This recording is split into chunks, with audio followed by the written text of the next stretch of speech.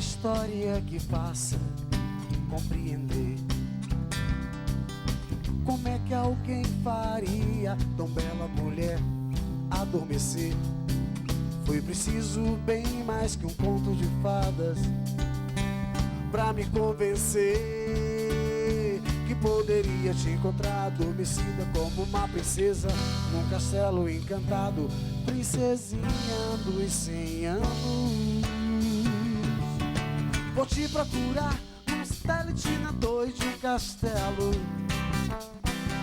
em qualquer lugar, ser teu príncipe com um beijo te acordar.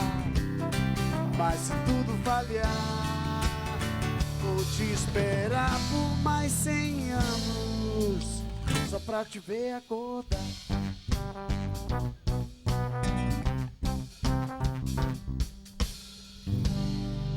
Roraima e Teregroove, com uma banda fantástica assinando a trilha sonora do nosso programa, que é um aquecimento para o aniversário de Teresina agora neste domingo. E nessa semana nós estamos convidando os top 10, alguns dos vereadores, na verdade, estamos chamando aos poucos, né? Os vereadores que têm uma plataforma com um olhar focado para Teresina. Eu recebo aqui hoje, começo a receber essa semana e hoje é a vez do vereador Inácio Carvalho. Num quarto mandato, um vereador absolutamente qualificado, engenheiro elétrico com foco na informática, advogado com pós na área tributária. Ele tem um olhar amadurecido em relação à cidade, mas em relação ao povo de Teresina, principalmente com focos novos. Um político experiente, ele tem estado atento à área tributária, sim, mas à área de sustentabilidade, do trânsito, à área de educação, à zona agrícola de Teresina, à produção agrícola. O mundo tem prestado atenção em quem tem produzido alimento e nas cidades que têm capacidade de produção de alimento e que não estão atentas a isso. São algumas das áreas que nós vamos falar com um vereador tão qualificado. Ele é uma unanimidade praticamente entre os seus pares pela sua qualificação e nós não poderíamos deixar de conversar com ele. Antes de dar o meu boa noite ao vereador Inácio Carvalho, que faz parte do quadro Teresina Legal, nós vamos chamar um breve VT para você entender um pouco sobre quem é o vereador. Pode rodar.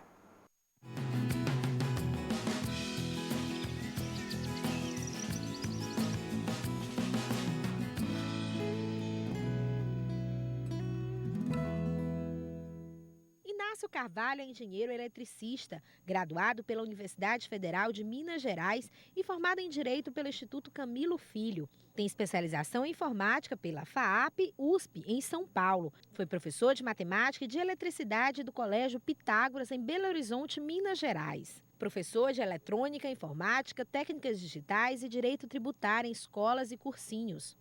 Já trabalhou como engenheiro eletricista na antiga Cepisa, hoje Eletrobras Distribuição Piauí. Esteve à frente da empresa teresinense de processamento de dados.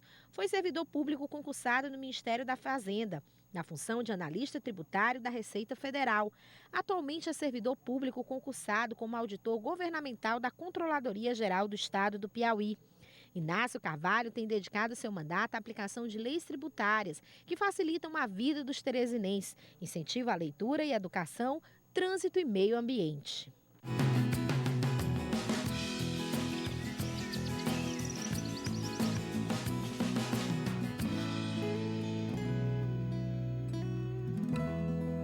Vereador, boa noite. Boa noite, Maia. É um prazer estar aqui com você nesta semana de aniversário, esse mês de nossa cidade. Com tanta experiência e com tantas qualificações, eu imagino que, na verdade, não deva ser fácil, mas difícil de eleger prioridades numa posição estratégica como a sua, de reunir qualidades, qualificações acadêmicas e, ao mesmo tempo, a responsabilidade de ser um vereador em quarto mandato. O que você elegeu para olhar Teresina como vereador nesse aniversário de 163 anos, nessa legislatura que o senhor ocupa? É sempre trabalhando temas coletivos, temas que estão presentes na vida de todo mundo. Transporte coletivo, leis tributárias. Às vezes as pessoas não sabem a abrangência de uma lei. A lei tributária, ela atinge a cada uma das casas, né? Quando se concebe uma boa lei que beneficie, que cause, que provoque uma isenção para aquelas pessoas que estejam numa situação de falta de igualdade com outras pessoas, o legislador está pensando em favor de todos. Quando está querendo fazer uma isenção para quem tem câncer e AIDS, por exemplo, uma lei que eu tenho muito orgulho de ser o autor dela, quando a gente faz um benefício de uma isenção, por exemplo, de IPTU para essas pessoas, ou que provoca, ou que concebe uma anistia e um desconto, um parcelamento, por exemplo, no imposto de transmissão de bens imóveis, todo mundo, quando vai pagar esse tipo de imposto, ele está sendo beneficiado. Então, são leis que atingem a todos, indistintamente. É interessante, e isso é importante a gente É interessante frisar. porque você cita aí, e eu vou dar mais detalhes para o telespectador, porque essa questão tributária, nós brasileiros, a gente reclama muito, paga muito, mas a gente sabe pouco sobre elas, né? A gente tem a gente tem muito interesse, mas sabe pouco. No seu caso, para a gente eleger os vereadores para virem aqui ao nosso programa, a gente se debruçou quais as leis que têm mais impactos, quais as audiências públicas que tiveram mais impactos na vida do teresinense. No seu caso, nós encontramos, por exemplo, parcelamento de ITBI. O ITBI antes ele era pago de uma vez só e é um imposto bastante caro, porque ele onera o terreno, a propriedade, que já é bastante cara, e antes ele não era parcelado. E você apresentou um projeto de lei em que esse imposto ele pode ser parcelado. A isenção de ITBI, esse mesmo imposto, para pacientes com câncer e AIDS. Quer dizer, você IPTU. já... Nesse caso, no é caso IPTU. de IPTU. Isso. Carnê de IPTU com dados comparativos a anos anteriores para evitar o abuso. A gente paga IPTU de uma forma tão automática, mesmo sendo um imposto antipático, digamos assim, porque você é obrigado a pagar e ele não é um imposto tão barato, nem imposto nenhum é barato, na verdade, que você nunca compara com anos anteriores. E você criou uma forma de comparar com anos anteriores para evitar abuso, até para você comparar com o que você pagou um ano anterior. Se eu não construí, se eu não fiz nenhum benefício nesse terreno... Por que pagar mais? Por que pagar mais? E você criou uma lei nisso. Evitar abusos de cobrança. O que mais você fez nessa área? Então, essas leis, às vezes as pessoas, todo mundo recebe um carnê do IPTU. E aquela informaçãozinha que tem na contracapa, que faz essa comparação, quanto que a pessoa pagou no ano anterior e quanto está pagando neste ano, quanto que era a área do terreno naquele ano passado e quanto que é. Isso tudo é informação, isso tudo é transparência. E que passa batido. Passa batido. Então, essas preocupações, eu transformei isso em lei, não é projeto de lei, já é lei. Então, Teresina, eu tenho a felicidade de ter sido o autor desta lei, que é a primeira cidade do Brasil que trouxe esse tipo de benefício, de parcelamento do ITBI. Quando a pessoa compra, por exemplo, um imóvel de R$100 mil, vamos supor, para facilitar a conta. R$2.000, esse cidadão que comprou esse imóvel, ele tem que pagar na prefeitura, que é 2% sobre o valor da transação imobiliária. Esses R$2.000, a pessoa pode parcelar em 6 vezes, ou então, se ele pagar à vista, ele tem um desconto de 10%. Então, são leis que a gente colocou no arcabouço jurídico do nosso Código Tributário de Teresina e que, para mim, foi um momento de felicidade ter proporcionado isso para nossos munícipes. E que bom que você é um advogado com pós-graduação em Direito Tributário e também em Finanças Públicas, porque só sendo assim qualificado, é por isso que a gente tem que ter representantes qualificados, né, para poder apresentar leis desse nível. Uma outra área que é interessante, que nós pesquisamos, que você tem um interesse parlamentar, é a questão da produção de alimentos, da produção agrícola. Mais de 80% do nosso território de Teresina é agrícola. A gente tem pouca área urbana e a gente não produz nada. Esse é um assunto, a gente tem inclusive imagens aí da nossa Ceasa, o pessoal ainda hoje chama Ceasa, né? Onde a gente compra, tem imagens suas aí fazendo pesquisas para poder apresentar leis, para poder ter dados, e não tem nada do que a gente produz que é vendido lá. As pessoas produzem, mas não vendem aqui, não tem geração de renda aqui, a gente não tem nenhuma conexão com cidades próximas que têm êxito nessa área. O que o senhor tem de estudo sobre isso e o que o senhor pensa sobre essa área, vereador? Praticamente, Maia, toda a produção agrícola, tudo que nós consumimos aqui em Teresina, o que abastece os nossos supermercados, o que abastece as feiras livres de nossa cidade, vem, até o cheiro verde, o alface, vem das serras aqui do Ceará. A melancia vem da Bahia, o mamão vem da Bahia, o abacate vem de Minas Gerais, o abacaxi vem de Sergipe, a laranja vem de Sergipe, o Maranhão nos fornece outras frutas, mas o Piauí tem uma produção muito pequena. Isso me preocupa, porque nós temos terras muito férteis, 87% do nosso território é zona rural. Isso é o sonho de qualquer capital do Brasil, possuir uma área territorial com área agrícola, agricultável, da dimensão que é a nossa cidade. Somente 13% é ocupação com área urbana. Então, isso nos preocupa, porque também nossa cidade fica entre dois rios, é uma cidade mesopotâmica. As terras são férteis, o povo é trabalhador, mas, infelizmente, nós não temos uma política bem definida, e é isso que nós propusemos, inclusive, uma audiência pública para discutir esse tema e conseguimos colocar nessa discussão vários atores importantes, Embrapa, Emater, e ali nós alavancamos alguns encaminhamentos para melhorar essa produtividade, para incentivar, por exemplo, a Emater, uma qualificação maior dos técnicos, a presença maior. Os técnicos são maravilhosos, né? Maravilhosos, preparados. Se fossem valorizados. Mais valorizados. A própria Superintendência Rural do Estado e a do município, para ter uma atuação zonal, promovendo reuniões a cada determinado período em áreas da zona rural de Teresina, potencializando o nosso agricultor sobre as técnicas corretas de agricultura. Para que se tenha uma ideia, um hectare é uma área equivalente a 100 metros por 100 metros quadrados. De maracujá, produz 28 mil quilos de maracujá. Isso dentro da técnica. Isso, quanto é que está um quilo de maracujá hoje? R$ 3, R$ 4, R$ 5.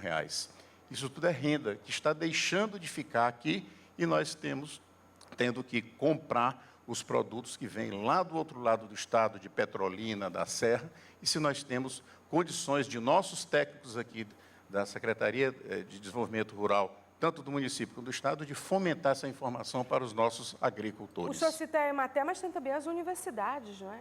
Universidade, poderiam colaborar nessa área. Universidade, Embrapa, que desenvolve a tecnologia toda. Então, todas essas pessoas jurídicas estiveram lá na nossa audiência e nós fizemos esse encaminhamento para dar esta sacudida, digamos assim, na produção rural de nossa cidade. Outros exemplos, por exemplo, um hectare de melancia.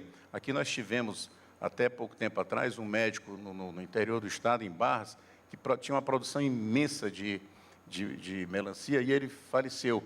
Então, a produção de melancia no nosso estado caiu bastante. Um hectare de melancia dá o equivalente a entre 20 e 40 mil quilos do produto, que pode ser vendido e pode ser revertido em renda. É necessário, em favor então, da o senhor cidade. defende e defendeu nessa audiência pública haver incentivo para aumentar essa produção agrícola e tirar a gente, inclusive, desse descaso em relação a isso, porque as pessoas iam ter geração de emprego e renda, a gente iria sair dessa dependência de outros centros agrícolas também, quer dizer, tudo iria melhorar. Sim, é isso que nós nos propusemos a fazer e eu acredito que vai melhorar, as coisas vão melhorar e eu tenho sempre estimulado, dou palestras, converso onde consigo chegar na zona rural, colocando as pessoas para deixarem aquela técnica antiga, eu vou plantar de qualquer jeito, da maneira como meu avô, meu bisavô plantava. Técnica não é poder, assim. né? Tudo tem que ter técnica.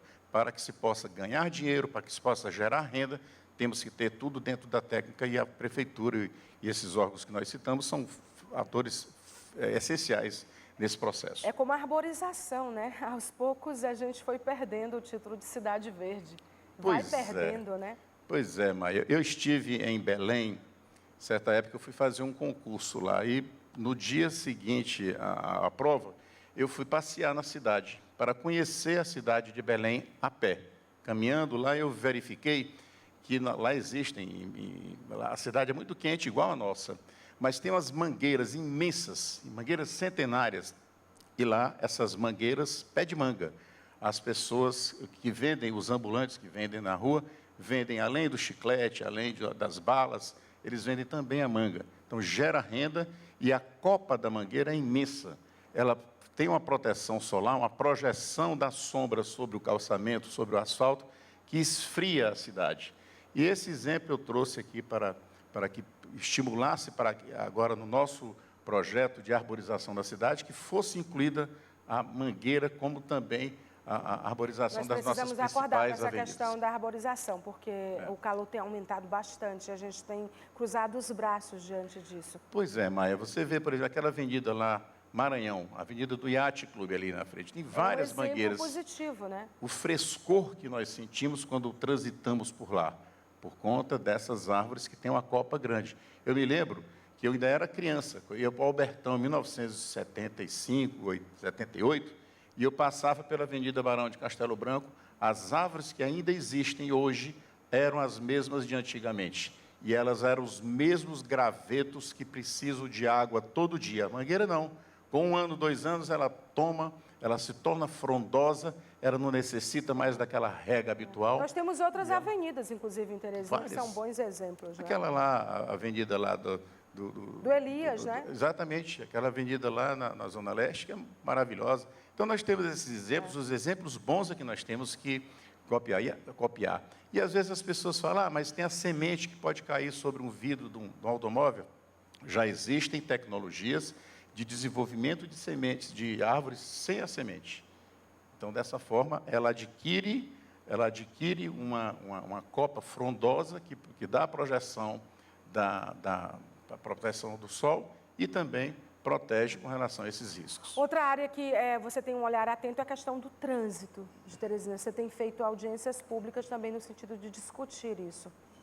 Qual é a sua posição em relação a isso? Isso é uma paranoia minha. Eu tenho me dedicado bastante a essa... Eu estou agora, acabei de presenciar, de fotografar, ele mostrava agora há poucos minutos, o cruzamento mais que exige uma ação emergencial, hoje de proteção para todos os motoristas que por ali transitam. Avenida Lindolfo Monteiro com a Avenida Ininga. Está um caos. Já pedi várias vezes a S-Trans, já transformei esse indicativo, já estive pessoalmente lá para que houvesse uma sinalização. Teresina está cheia de semáforos, mas naquele ponto, que é o mais importante no momento, a Prefeitura esqueceu. Então, nós queremos agora esta providência para que não tenhamos um acidente grave que pode, inclusive, ceifar vidas, porque recentemente foi fechado lá uma parte lá do meio-fio da Avenida Ininga e todos os motoristas estão cometendo os seus ilícitos porque são forçados a isso pela falta de sinalização do poder público. E assim, várias outras atuações. A repercussão de várias mudanças feitas no trânsito, né? O senhor a gente tem sugerido para melhorar a sinalização, semaforização para pedestres, para cegos, para os deficientes. Essa é a nossa preocupação com a mobilidade e que a gente tem a questão da mobilidade urbana como um todo, não é, vereador? O senhor tem estado atento a isso. Sim, é uma preocupação que é... E todos os vereadores, eu especialmente, eu tenho estudado muito isso com relação principalmente, asfaltamento de vias que são importantes na cidade, de transformar as vias. Por exemplo, a Avenida Lindolfo Monteiro, que nós citamos agora, lá do outro lado, ela está obstruída. Ela necessita de uma intervenção, talvez até uma desapropriação, para interligar os dois pontos da Avenida Lindolfo Monteiro, porque há uma obstrução lá e a avenida está morta. Ela só funciona em determinada parte da cidade, ali da altura de uma faculdade, até a Avenida Ininga. E lá para frente, para chegar a Presidente Kennedy, a pessoa é forçada a entrar na Dom Severino. Então, são essas preocupações que a gente está atento, querendo melhorar a vida de todo mundo. Agora, para encerrar, a questão sobre educação. Você foi professor durante 20 anos, né? E como professor, você sabe da importância de várias áreas da educação. A educação se faz com bons professores, com bons alunos, com boas gestões, com investimento, com recursos, mas também com livros, com bibliotecas. E você destinou entre várias emendas e destino e recursos de várias áreas, você deu destino a bibliotecas em algumas de suas emendas. E para a Zona Norte de Teresina, para o Escolão do Mucambinho, para bibliotecas. E depois a gente pesquisou, se acabou fazendo um monitoramento do resultado disso, da consequência disso, que foi a aprovação de alunos que usufruíram dessa biblioteca, dessa obra, né, desse investimento, acabaram sendo aprovados em vestibulares de universidades públicas, como a UESP, por exemplo. Queria que você falasse um pouco sobre essa sua preocupação com a educação. Olha, Maia, eu muito jovem ainda, eu comecei a dar aula em cursinhos. Eu dava aula de matemática. Com 20 anos de idade, eu passei a dar aula no colégio onde eu estudei, em Minas Gerais, Colégio Pitágoras. Eu dava aula no cursinho lá. Eu fui professor, inclusive, de pessoas que estudaram comigo. Isso é uma alegria muito grande de ver minha carteira de trabalho carimbada lá como professor do Colégio Pitágoras. E também dei aulas de outras matérias, na área mesmo de eletrônica, de eletricidade e também do direito tributário. E essa minha preocupação com educar, eu acho que a educação não é só cuidar de prédios suntuosos, não é cuidar somente da remuneração do professor, não é só isso. É cuidar também, é olhar para o aluno. O aluno precisa de um local. O que o estudo requer? Privacidade, conforto e sobretudo, silêncio. Então, a pessoa, para estudar, todo estudante de Teresina tem que se deslocar para as bibliotecas da Universidade Federal, que ficam longe, a pessoa tem que gastar o vale-transporte para ir estudar lá. E qual é a nossa ideia? Quando eu destinei esse recurso para as bibliotecas em bairros, é exatamente para favorecer aquela pessoa que mora no bairro e que a casa normalmente é pequena, faz calor, não tem muita privacidade, tem um barulho de um rádio, de uma televisão, de um bar que está na esquina, poder estudar, que incomoda né, muito mais do que em qualquer... Então, a finalidade é de instrumentalizar nossa cidade com biblioteca, porque só o estudo é que transforma as pessoas. E há um exemplo que eu sempre cito, de uma pessoa que passou num concurso do Banco do Brasil, lá em Pernambuco. Chama-se Ubirajara, esse senhor. Esse rapaz, ele era um morador de rua e morava debaixo de um viaduto, numa das avenidas grandes de Recife. Mas ele passou no concurso do Banco do Brasil, porque na frente do viaduto onde ele morava, tinha uma biblioteca. E ele, da maneira persistente, estudou, e hoje tem sua vida transformada. A biblioteca é o lugar certo. Olha, tem gente que mora em casas que são até silenciosas, que tem um quarto para estudar, mas a biblioteca é um ambiente propício. Igual sala de cinema é o lugar certo para você ver filme, biblioteca é o lugar certo, é inspirador, todo mundo estudando, cria uma vibração mesmo. Eu conheço vários jovens que saem de suas casas, que são até confortáveis, têm silêncio, mas vão para a biblioteca para poder estudar e se concentrar. Acho que foi uma emenda realmente certa nesse sentido. Bom, queria agradecer a entrevista, queria aproveitar para dizer, já que a gente está falando do aniversário de Teresina, que o vereador, entre inúmeras leis, não dá para a gente falar de todas aqui, porque afinal de contas são 4 mandatos, ele é autor de uma lei de 2002 que resgatou o valor histórico das ruas antigas de Teresina, né? Muitas ruas de Teresina hoje que tem esse nome que a gente passa, um nome aí, Rua Torquato Neto, rua de pessoas que foram homenageadas, Esta né? lei é o meu xodó. É o xodó, né? Que a gente olha, nossa, o nome dessa rua, famílias inteiras homenageadas, é de autoria do vereador Inácio Carvalho, né? Pois, Muito Maia, obrigada muito pela obrigado. Eu entrevista. quero que nossa cidade seja sempre promissora, seja sempre progressista e que nossos políticos continuem trabalhando. Nós temos uma Câmara dos Vereadores que está sempre olhando com carinho para a cidade. O prefeito tem trabalhado também muito. Eu acho que este momento é de todos nós estarmos trabalhando. Sem dúvida. Para que a cidade possa progredir e nós possamos diminuir o sofrimento de quem está lá no dia a dia. Obrigada, vereador. Um abraço. Gente, meu tempo, meu diretor.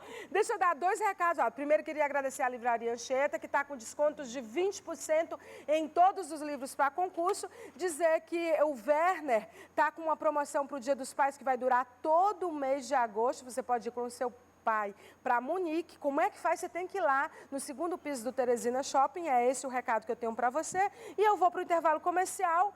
E já eu estou de volta para falar com o Padre Pinho, que já está aqui na nossa área VIP de conteúdo, para falar sobre a Igreja do Amparo, que está precisando de ajuda para ser reformada, gente. Daqui a pouco, depois do intervalo. Até já.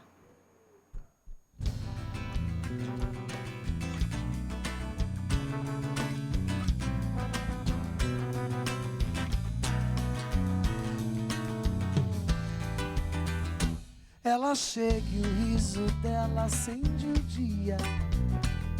Ela chega e o mundo se enche de alegria.